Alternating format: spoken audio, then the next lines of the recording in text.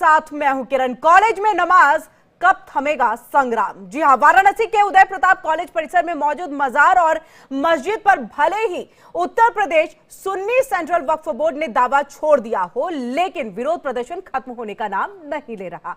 आज जुमे की नमाज के दौरान भी ऐसा ही नजारा देखने को मिला है, जब सैकड़ों छात्रों ने विश्वविद्यालय के प्रशासनिक भवन के सामने जमकर के विरोध प्रदर्शन किया। 6 दिसंबर के चलते यहां कड़ी सुरक्षा व्यवस्था की गई थी, जिसके चलते कॉलेज परिसर में मौजूद मस्जिद में किसी को भी नमाज पढ़ने के लिए नहीं दिया गया। सिर्फ वही छात्र अंदर जा सके जिनके पास कॉलेज का परिचय पत्र था। यूपी कॉलेज में छात्र संगठन के नेता भगवा झंडा लेकर के अंदर दाखिल होने की कोशिश करते रहे। छात्र नेता पुलिस की जीप पर भी चढ़ गए और कहा, ये किसी भी कीमत पर नमाज नहीं पढ़ने देंगे। और इसी के साथ आपको हम ये बता दें, देखिए यहाँ पर किस तरह से छात्र नेताओं का ये भी कहना है कि अगर मुस्लिम पक्ष के पास कागजात हैं तो वो दिखाए, अन्यथा हम यहाँ किसी भी हालत में नमाज नहीं पढ़ने देंगे। नहीं, आंदोलन हम लोग इसलिए कर रहे हैं कि ये अवैध रूप से जो निर्माण यहाँ मजार बना करके ये लोग रखे हुए हैं, इसे तत्काल प्रभाव से सीज किया जाए। हम लोग की स्पष्ट मांग है, कोई हिला हवाली उसमें नहीं है। हम लोग साफ मांग करते हैं, कुछ तत्काल प्रभाव के साथ जिलाधिकारी महोदय से आग्रह है, आके इसे सीज करें। जब तक सीज नहीं करेंगे तब तक हम लोग आंदोलन करते रहेंगे। हम लोग आज यहाँ पे एकत्रित हुए हैं, सभी छात्र और पुराने छात्र नेता। हम लोग आज अपनी मांग को लेके यहाँ पे आज जमीनी स्तर पे उतरे हुए हैं। और ये अगर ये जो इन लोगों का चल रहा है नमाज अदा, ये जो अगर आज करने आएंगे यहाँ पे, तो आज हम भी इतने उग्र होंगे कि नमाज इनको अदा नहीं करने दिया जाएगा। अगर इनको रोक लगाई गई है इनके ऊपर, अगर कॉलेज प्रशासन के द्वारा या जिला प्रशासन के द्वारा, तो ये रोक को स्वीकार करें और ये नमाज पढ़ने न आए कॉलेज में। ये देखिए, वक्फ द्वारा जो हमारा कैंपस उदय प्रताप ट्रस्ट जमीन है, जो वक्फ द्वारा जहां आते हैं वहां बोलते थे हमारा जमीन होता है। उनका काम है कि भाई अपना मदरसा के लिए अपना जो भी जमीन उस पर अपना काम कर, लेकिन हमारे कैंपस संस्थे पर जहां हमारे 20 से 25 बच्चे बच्चियां पढ़ते हैं, वहाँ लुंगी घोटी उठा के आ रहे हैं, अपना नमाज पढ़ने चला रहे हैं। तो ये हमारा ट्रस्ट जो कैंपस द्वारा जो हमारा नोटिस आया है, उसमें कोई जमीन नहीं है, कोई इनका वो नहीं मजार है। लेकिन ये मजार तो लोग मस्जिद बताकर मजार बना रहे हैं। हम लोग चाहते हैं जिस तरह हम लोग हनुमान चालीसा पढ़ने के लिए कि काम किए नहीं पढ़ने दिया गया, उससे प्रशासन द्वारा आज इनको नमाज हमारे कैंपस में न पढ़ा जाए और इनको अस्थायी रूप से बंद कर दिया जाए। प्रशासन हम लोगों के ऊपर भी कार्रवाई की थी। प्रशासन हम लोगों को भी अंदर जाने से रोका था, आज भी जाके रोका है और प्रशासन उनको भी अंदर जाने से रोकेगा। वो तो प्रशासन का अपना काम है। हम लोग प्रशासन का भरपूर सहयोग कर रहे हैं। प्रशासन के हित में और समाज के हित में जो कार्य होना चाहिए वही कार्य होगा। हम लोग यही चाहते हैं एकदम आसानी से कि जो चीजें जिसकी है वो उस पे अधिकार जमाए। जैसे अगर उसका कागज है तो वो कागज दिखा के अपना पूजा पाठ करें, अगर नहीं है तो हाथ जोड़ के निवेदन है, यहाँ बोरिया बिस्तर हटाएं और दूसरी जगह कहीं बनाएं। अगर मेरी संपत्ति तो मेरी संपत्ति पे आके आप तो जमाएंगे नहीं। तो उदय प्रताप कॉलेज में मस्जिद को लेकर के पहले भी पुलिस और छात्रों के बीच में जमकर के बवाल हो चुका है। 7 छात्र को हिरासत में लिया गया था। छात्रों की मांग है कि कॉलेज कैंपस में बाहरी लोगों की एंट्री बैन हो, तो साथ ही मस्जिद और मजार को किसी और जगह पर ट्रांसफर कर दिया जाए। वहीं मस्जिद को वक्फ संपत्ति बताने वाले नोटिस को भी रद्द कर दिया गया था। ऐसे में सवाल यह है कि तब कॉलेज में बनी मस्जिद और मजार पर हंगामा क्यों? इसी मुद्दे पर आज हम खास मेहमानों के साथ चर्चा करेंगे। हमारे साथ खास मेहमान जुड़ चुके हैं। यहाँ पर सौरभ दुबे है, राजनीतिक विश्लेषक है। आपका बहुत बहुत स्वागत है सौरभ जी। और इसी के साथ हमारे साथ हाजी नाजिम खान, प्रवक्ता है पीस पार्टी के, वो भी हमारे साथ जुड़ चुके हैं। और इन सबके साथ हमारे संवाददाता जो है वो भी जुड़ चुके हैं, संतोष ओझा जी। उनके पास हम सीधे रुक कर लेते हैं। संतोष जी, आपके पास सबसे पहले अभी फिलहाल क्या स्थिति है? क्योंकि देखिए, दिन के वक्त तक में तो ये सब नजर आया कि वहां पर हंगामा हुआ और पुलिस ने उन्हीं लोगों को, उन्हीं छात्रों को अंदर जाने की इजाजत दी है जिनके पास आईडी कार्ड थे। अब किस तरह की स्थिति देखने को मिल रही है? छात्रों की डिमांड क्या है? देखिए, यदि स्थिति की बात कर ले तो स्वाभाविक सी बातें हैं कि स्थिति तनावपूर्ण करीब 3 बजे तक था, लेकिन अभी सामान्य स्थिति है। गेट को ब्रैकेटिंग कर दी गई है, सुरक्षा कर्मी वहां पे तैनात है और अभी भी सुबह वाली प्रोसेस को दोहराई जा रही है। यानी जिनके पास आई कार्ड है, जो स्कूल से जुड़े हुए लोग हैं, कॉलेज से जुड़े लोग हैं, उनको एंट्री दी जा रही है। बाकी लोगों की एंट्री पे पूरी तरीके से बैठ रही बात छात्रों की मांग की, तो छात्रों का सीधा और साफ साफ मांग है कि इस जगह पे जब 1908 में इन्होंने जब क्लेम किया था वक्फ बोर्ड ने, क्लेम किया था, इस क्लेम को भले ही ये वापस ले लियो, लेकिन उनका साफ कहना है कि इस जगह पे जो मजार है, इस मजार को कहीं और शिफ्ट कराया जाए, और जब तक ये शिफ्ट नहीं होगा तब तक हम लोग इस राह को, आंदोलन के राह को नहीं छोड़ेंगे। जी संतोष, इसी के साथ मुस्लिम पक्ष की तरफ से इसको लेकर के क्या कहा जा रहा है? क्योंकि देखिए, एक तरफ तो जो वक्फ बोर्ड की तरफ से एक दावा किया गया था उसको पूरी तरह से खारिज कर दिया गया है, अब उसी को आधार बना करके यहाँ पर छात्र कह रहे हैं कि दस्तावेज दिखाइए। देखिए, यदि इस पूरे संदर्भ में हम पीछे की ओर जाए तो ये समझा जा सकता है कि 1909 में इस विद्यालय की स्थापना काल थी, और उसके बाद यदि देखा जाए तो लगातार कुछ न कुछ विवाद होता रहा है। दूसरी बात यदि देखी जाए तो कभी कभी इक्का दुक्का मुसलमान बंधु वहां पे पहुंचते थे और दीप जलाया करते थे, या ये कहा जाए कि दीप रोशन किया करते थे। लेकिन कालांतर में जब 25 नवंबर को यहाँ पे प्रदेश के मुखिया योगी आदित्यनाथ जी आए और उन्होंने प्रशासन को ये कहा, स्कूल प्रशासन को ये कहा कि यहाँ पे एक कॉलेज की जगह पे विश्वविद्यालय का निर्माण होना चाहिए, और इस बात का हमें एक सादे कागज पे एप्लीकेशन मूव करें। स्वाभाविक सी बात है कि 25 को ये मंच से बोलना मुख्यमंत्री का, और 26 से फिर से मुस्लिम लेटर का वायरल हो जाना जिसमें इन्होंने दावा किया था। तो ये पूरी सीन थी, और जिसके बाद छात्रों ने उग्र रूप दिखाया, आंदोलन किया। ठीक है संतोष जी, हम आपके पास वापस लौटेंगे, और इसी के साथ सबसे पहले हाजी नाजिम जी, आपका स्वागत है, और आपसे ही हम चर्चा की शुरुआत करते हैं। सबसे पहले ये देखिए, मस्जिद को वक्फ संपत्ति बताने वाला जो एक नोटिस था उसको रद्द कर दिया गया है। खुद सुन्नी वक्फ बोर्ड की तरफ से ये कहा गया है कि देखिए, जब ये बातें हो रही थी और जिसको दावा करने वाले थे उन्होंने ही इसको खारिज कर दिया है, तो अब सीधे तौर पे वहां पर इतनी बड़ी संख्या में नमाज पढ़ने के लिए जाने वाले लोगों का क्या मतलब बनता है? हाँ किरण जी, देखिए, मेरी आवाज सुन पा रहे हैं आप? जी नाजिम जी, आवाज कम आ रही है आपकी। हाँ, मेरी आवाज सुन पा रहे हैं? जी नाजिम जी, आवाज आ रही है, बोलिए। हाँ देखिए किरण जी, जिस तरीके से अभी ये जो मामला चल रहा है, जिस तरीके से उदय प्रताप कॉलेज का जो मामला चल रहा है, तो उसमें जो एक बताया जाता है कि यह मजार भी है। और देखिए, मैं ये कहना चाहता हूँ कि जहां मजार होती है और जहां पर भारत का मुसलमान है, तो यहाँ कहीं ना कहीं एक चीज है, क्योंकि भारत के मुसलमान से तो किरण जी हर किसी को दिक्कत हो रही है आज के टाइम, क्योंकि मुसलमान को जिहादी कहकर संबोधित कर देते, कभी कुछ कह देते। उसी तरीके से जिस तरीके से मजार है, तो मजार भी आजकल सुरक्षित नहीं है किरण जी।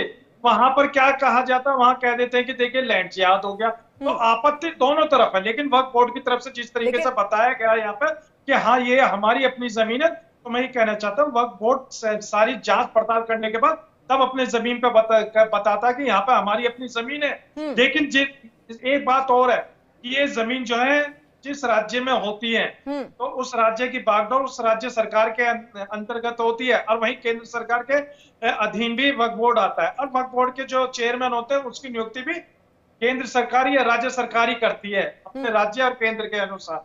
तो अब ये बता दीजिए, जहां जहां पर ये जमीन का मामला चल रहा है, जिस तरीके से बताया जा रहा है, ये सिर्फ और सिर्फ मुसलमानों के खिलाफ हिंदू भाइयों को भड़काया जा रहा है, और ये कहा जा रहा है कि नाजिम जी आपने कहा, देखिए मजार है, वहां पर लोग आते हैं, नमाज अदा करते हैं, और आज का दिन बहुत महत्वपूर्ण था, लेकिन वहां पर नमाज आज हो नहीं पाई। लेकिन वहां पर कॉलेज भी तो है, और कॉलेज उस मजार से पहले से है।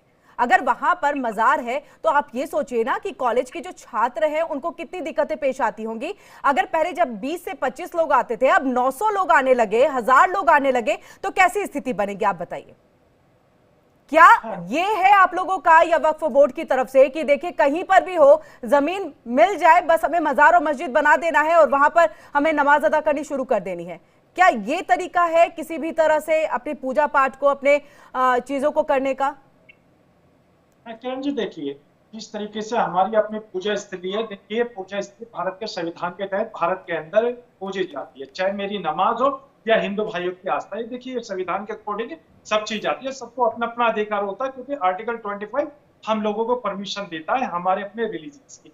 और देखिए जिस तरीके से बताया जाता है कि 900 लोग यहाँ पर आ जाते हैं, तो ये जाहिर सी बात है वक्फ बोर्ड की संपत्ति है। वक्फ बोर्ड की जब संपत्ति रद्द कर दिया गया है, सीधा कह दिया गया, खारिज कर दिया गया है।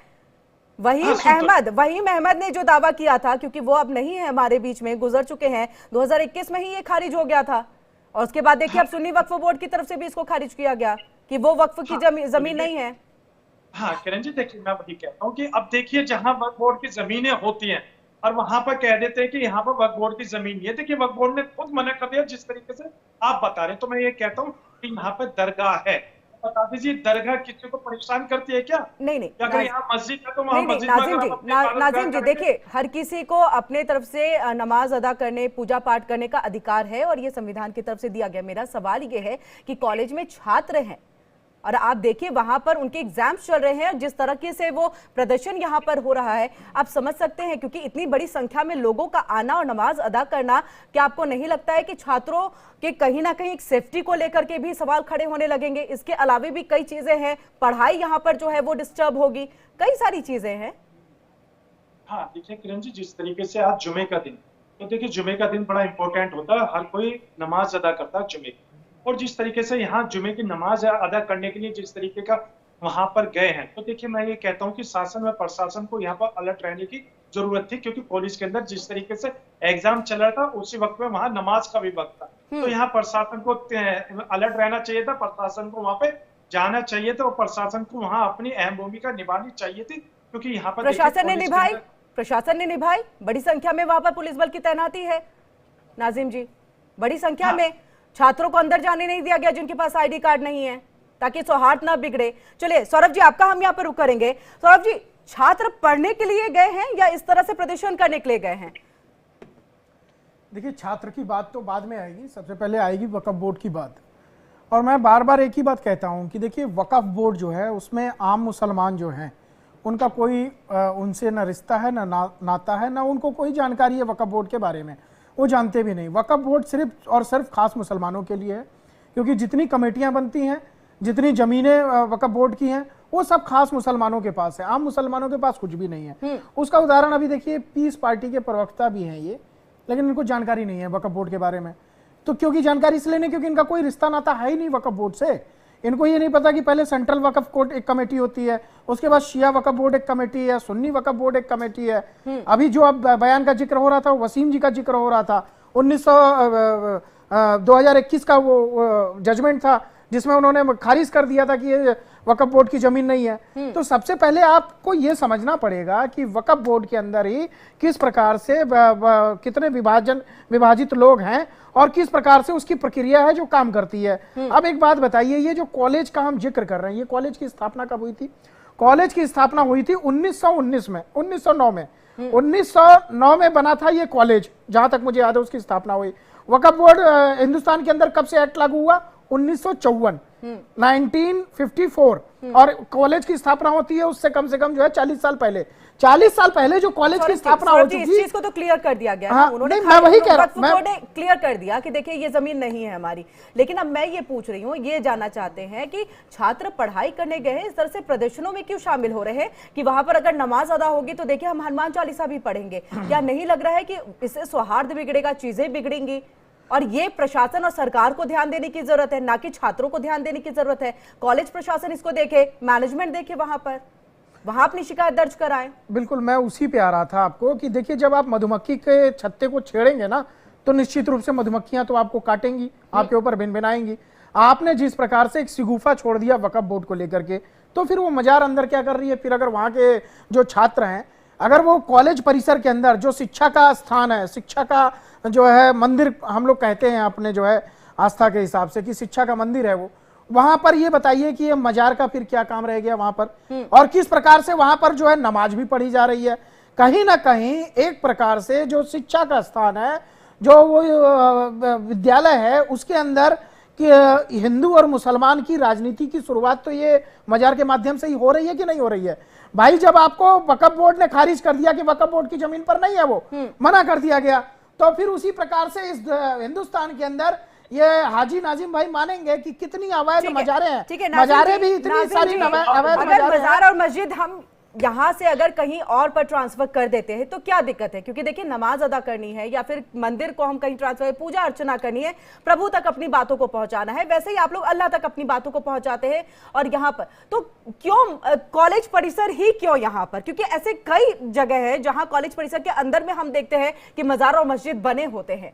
देखिए 20 से 25 लोगों का आना, लेकिन अब 900 से 1000 लोगों का आना, क्या अंतर नहीं लग रहा है? इतनी बड़ी संख्या में लोगों का आना। और क्या इसके पीछे ये है कि मुख्यमंत्री योगी आदित्यनाथ ने ये कह दिया था कि देखिए हम इसको विश्वविद्यालय बना देंगे? क्या ये वजह थी? क्योंकि उसी के बाद से वायरल हो रहा था वो नोटिस? हाँ देखिए किरण जी, देखिए आपके सवालों का जवाब मैं बिल्कुल देता हूँ। और देखिए उसके पहले जो हमारे सौरभ भाई थे जो कहते थे कि हाजी नाजिम को पता नहीं था कि वक्फ बोर्ड की जमीन, क्योंकि वक्फ बोर्ड की जमीन हाजी नाजिम के लिए। तो मैंने एक चीज बता दूं कि इन्होंने देखा किस तरीके से मुसलमानों को तोड़ने की कोशिश करी है। इन्होंने शिया वक्फ बोर्ड का भी नाम ले दिया, इन्होंने और सारे वक्फ बोर्डों के नाम ले दिए, और इन्होंने कहीं पे भी ये जिक्र नहीं करा कि हिंदू बोर्ड का जिक्र का नाम नहीं करा इन्होंने, क्योंकि इन्होंने 4 राज्य हैं जहां पर, हाँ 4 राज्य जहां पर वक्फ बोर्ड की जमीन से ज्यादा उन लोगों के पास भी जमीन है, जिसमें आपका आंध्र प्रदेश भी आता है। बहुत सारे ऐसे राज्य जहां पर इतनी सारी जमीन है, लेकिन यहाँ पर किस बात की हो रही है? वक्फ बोर्ड की जमीन की बात। अगर मैं अभी कह देता कि इस कॉलेज के अंदर हमारा अपना अधिकार है, हमारी अपने वक्फ बोर्ड की जमीन है, तो अभी यहाँ पर सौरभ भाई एक खेल खेलते थे, कहते हैं कि पीस पार्टी के प्रवक्ता ने यहाँ पर कैसे आप अधिकार, कोर्ट में जाओगे ना, कोर्ट आप फैसला देगा ना भाई। मैं संवैधानिक बात आप लोगों ने तो सारी जमीनों पे कब्जा कर ही लिया, पार्लियामेंट को भी बोलते हो हमारी है। ये तो कोर्ट है, संविधान से चलने वाला देश है। तो भाई क्या दिक्कत है? और दूसरी बात यह है, यहाँ जो ये बच्चे बाहर जो इस तरीके का उधम जो मचाया गया, कहीं ना कहीं इसमें एक राजनीतिक प्रकरण निकलेगा, कहीं ना कहीं इन बच्चों को उकसाने की बात करी गई होगी, क्योंकि देश का माहौल खराब करने के लिए आजकल बच्चों का सहारा लिया जा रहा है। आप मुख्यमंत्री योगी आदित्यनाथ का नाम ले रहे हैं, उकसाने वाली बात क्या की उन्होंने? आप अगर ये बात कह रहे हैं तो बताइए, क्या उन्होंने विश्वविद्यालय बनाने की बात की तो ये उकसाने वाली बात है? देखिए, क्योंकि उसी के बाद से ये उदय प्रताप कॉलेज जो है वो सुर्खियों में आ चुका है। यहाँ पर मजार और मस्जिद की बात आ गई है, वहां पर नोटिस वायरल हो रहा है। हाँ वही तो किरण जी, मैं वही चीज कहना चाहता हूँ कि आज के सुर्खियों में आ गया उदय प्रताप से, तो ये यहाँ पर विश्वविद्यालय की बात होती है। हम तो कहते हैं कि बनाइए, हम लोग नहीं रोक रहे, क्योंकि देखिए एजुकेशन मिलनी चाहिए। नाजिम जी मुझे एक चीज बताइए, अगर 900 से 1000 लोग जाएंगे तो विश्वविद्यालय में विश्वविद्यालय वाली स्थिति और वहां के जो एक रूल्स होते हैं वो कैसे वहां पर रख पाएंगे? क्या ये संभव है? आप बताइए। हाँ देखिए किरण जी, देखिए मैं सबसे पहले एक बात कहना चाहता हूँ। देखिए मैं ये कहना चाहता हूँ कि आज जुमे का नमाज का दिन था, तो यहाँ पर हमारे प्रशासन को है ना तरीके से हाई अलर्ट होना चाहिए था, क्योंकि यहाँ नमाज का जिस तरीके से मुद्दा बनाया गया है, वहां देखिए नमाज के लिए उनकी पूरी परमिशन थी, लेकिन जिस तरीके से प्रशासन ने अपना यहाँ पर काम करा है वो भी देखिए काबिल तारीफ है। देखिए उन्होंने जिस तरीके से 2 समुदायों को एक तरफ रोक कर बात करिए, तो कहीं ना कहीं उत्तर प्रदेश के अंदर जो एक प्रोपेगेंडा चल रहा है हिंदू मुसलमान वाला, वो कहीं ना कहीं प्रशासन यहाँ पे अलर्ट होता हुआ नजर आया। अगर यहाँ पर अगर ऐसा नहीं होता तो शायद मुझे लगता कि यहाँ पर संभल जैसी घटना। तो अगर वो काबिले तारीफ है, तो एक काबिले तारीफ अगर इधर में मस्जिद और मजार को अगर कहीं और ट्रांसफर कर दिया जाए, तो नहीं लग रहा है कि इसमें भी एक सौहार्द बना रहेगा और विश्वविद्यालय बनेगा तो छात्रों के लिए अच्छा होगा, चाहे वो हिंदू हो या मुसलमान? किरण जी देखिए, अक्सर पर देश की प्रगति क्या होता है कि जहां बीच में मस्जिद या मंदिर आ जाते हैं, देश के सरकार उनको हटा के उनकी जगह कहीं दूसरी जगह कर देती है। लेकिन मेरा मजहबी अकीदा ये है कि जहां पर एक बार मस्जिद तामीर हो जाती है तो ता कयामत तक वो मस्जिद ही रहती है। सातों जमीन सातों आसमान के नीचे उस मस्जिद के पूरे नक्शे होती है। ये मेरा मजहब इस्लाम, मेरा मजहब यकीदा है। तो मैं ये कहता हूँ कि जिस तरीके का माहौल देश के अंदर बन रहा है, तो मैं ये कहना चाहता हूँ कि देश के अंदर आज मस्जिद हो, ईदगाह हो, दरगाह हो, इनका सर्वे कराना बहुत ही आसान है। लेकिन कभी बेरोजगारी, महंगाई, रोजगार, महिलाओं की सुरक्षा को लेकर कभी सर्वे नहीं होता। आखिर क्यों नहीं हो पाता? क्योंकि सौरभ जी यहाँ पर देखिए, एक तरह से ये जानबूझकर एजेंडा तैयार किया जा रहा है ताकि जो मंदिर, मस्जिद और मजार है उसको लेकर के प्रोपेगेंडा तैयार किया जा रहा है। शिक्षा, बेरोजगारी, इन सब पर बातचीत नहीं हो रही है। नहीं, शिक्षा पे ही तो बात हो रही है, विद्यालय की तो बात हो रही है, विद्यालय के ऊपर ही तो बात हो रही है, शिक्षा पे बात नहीं है तो और किस पे बात है? देखिए अभी एक प्रकरण आया था शिमला के अंदर, हमको देखने को मिला था। शिमला के अंदर जो है एक मस्जिद थी जिसमें 20 लोग नमाज पढ़ते थे। धीरे धीरे वहां पर संख्या बढ़ते बढ़ते 1000 लोगों की पहुंच गई।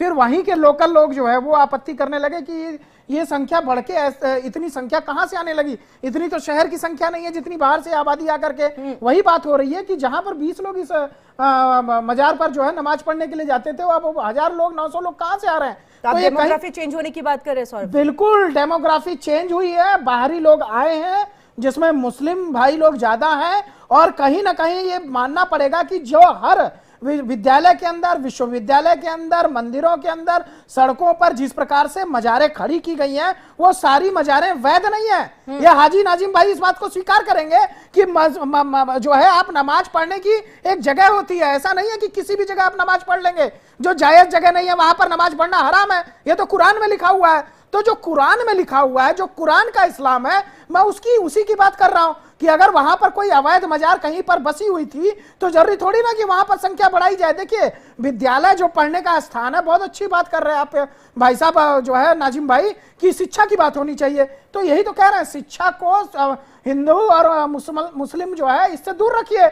यहां पर मजार का कोई मतलब होना नहीं चाहिए था ना। अगर विद्यालय के अंदर जो है मजार पढ़ने के लिए 1000 लोग जाएंगे तो आपको लगता है कि वहां का वातावरण फिर शिक्षा के योग्य रहेगा? वहां पर लोग शिक्षा ले पाएंगे? फिर वहां तो यही घटनाएं होंगी जिस प्रकार से लगातार संभल में देख रहे हैं आप, जिस प्रकार से अभी बहराइच में हम देख रहे हैं, यही सब वहां पर भी फैलने लगेगा।